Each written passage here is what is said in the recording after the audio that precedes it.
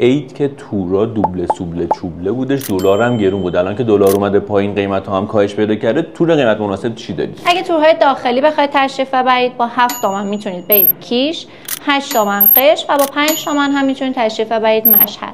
اگه تورهای خارجی مد نظرتون باشه با 28 تومن میتونید برید دبی، 16 تومن استانبول و 15 تومن هم گرجستان.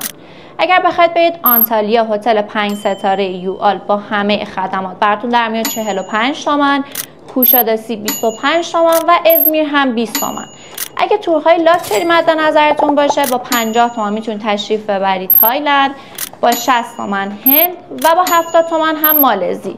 اگه تورهای فوق لاکچری مد نظرتون باشه با 110 تومن میتونید برید بالی، با 120 تومن مالدیو و با 160 تومن هم ویتنام.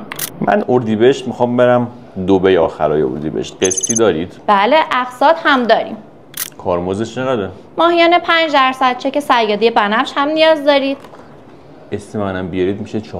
میتونید با شماره 021 44 6 تا 0 تماس بگیرید، اطلاعات تکمیلی رو از خودشون بگیرید.